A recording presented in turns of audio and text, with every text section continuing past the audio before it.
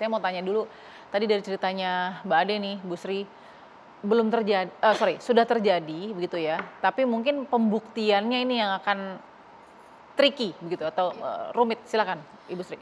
Betul, sebagaimana yang Ade sampaikan, ada insting naluriah dia yang menangkap hal-hal yang tidak elok. Oke. Sebagai perempuan dewasa, dia mencoba menjaga itu.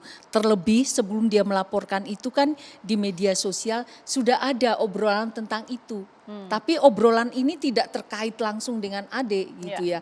Dia muncul lebih awal dari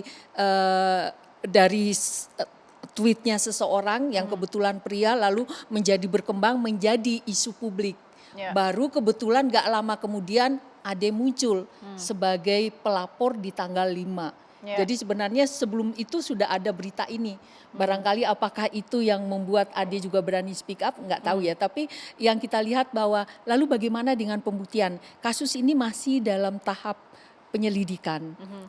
Kita dengar bersama, saya juga sempat berbicara dengan rekan-rekan yang melakukan penyidikan, yang menangani kasus ini. Sampai tahap ini masih dalam rangka penyelidikan.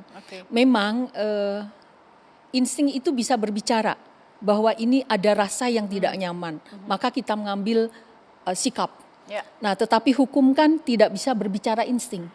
Contoh, ngajak pergi, ayo makan yuk, yuk jalan yuk, ayo makan yuk, yuk jalan tuh. Memang tidak secara langsung menyerang seksual, tidak ada kalimat hal-hal yang, nah ini kan tergantung kepiawaian orang yang melakukan. Tetapi hati sekali lagi, apalagi perempuan, kita semua barangkali manusia dikaruniai intuisi ya, intuisi naluriah manusiawi yang bisa membedakan mana pernyataan yang bersayap yang ada udang di balik batunya dan mana yang memang kebutuhan murni gitu ya. Nah, dari kasus ini barangkali memang saya hanya ingin mengatakan Ade nggak usah kecil hati apabila ini nanti sulit untuk dibuktikan, tetapi mudah-mudahan ada cara lain supaya ini bisa terungkap. Apapun kondisinya, memang Ade ada dalam posisi yang sangat dilematis. Sebagian pihak akan menyatakan Ade AIUEO, tapi semoga ini menjadi Anda menjadi lebih kuat, perempuan dewasa, tetapi keberanian Anda menunjukkan sikap menolak, ini memberikan pelajaran berharga bagi seluruh perempuan di luar sana. Bahwa kita tidak punya halangan, bahwa tidak ada hal-hal yang mengharamkan kita untuk berkata tidak pada sesuatu yang tidak sesuai dengan hati kita. Jadi kita bicara hukum masih jauh Mbak Balkis karena ini masih dalam penyelidikan. Ya kita juga hargai juga ya, kasus ini juga mencuat karena tadi Mbak Ade nggak merasa memviralkan, kan media juga baik itu nasional maupun media sosial begitu ya mengangkat ini, itu yang menjadi kunci penting juga. Oh iya, satu hal berbicara ketika media mengangkat ini banyak statement-statement yang menurut saya membuat Ade terpojok. Ketika ada kata pelecehan seksual, Ade sendiri nggak merasa itu, nggak mengatakan itu.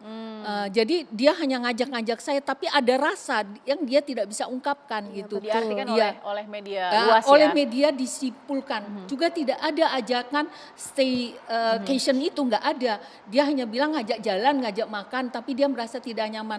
Puncaknya kan pada tanggal 3 ya, pada tanggal 3 ketika. Tapi benar ya nggak ada ajakan staycation atau tidak ada? Jadi ajak jalan dan ajak makan saja. Ajak jalan berdua, tapi itu ngapain berdua gitu. Oke. Ada asumsi memang yang, tapi paling tidak dengan hal seperti itulah ini jadi terungkap. Jadi kalau kita runtutkan ini kan tidak berdiri sendiri. Pasal-pasal yang terpotong hari demi hari yang dicoba untuk dirangkai tapi dia teguh untuk menolak itu. Nah, ini yang menjadi kewaspadaan kita bersama ketika kita mengambil sebuah kesimpulan, asumsi di bawah seolah-olah itu perkataannya korban. Jangan sampai ini menjadi backfire buat si Ade. Tanpa menegasikan bahwa apa yang dikatakan oleh atasan dari Mbak Ade ini benar ya. Tetap salah apa yang mungkin saat ini sedang dalam penyelidikan. Kita akan lihat bagaimana. Tapi saya juga nanti akan bergabung dengan Wakil Menteri Ketenagakerjaan Bapak Afrian Syahnur yang bergabung secara virtual sesaat lagi di Perempuan Bicara.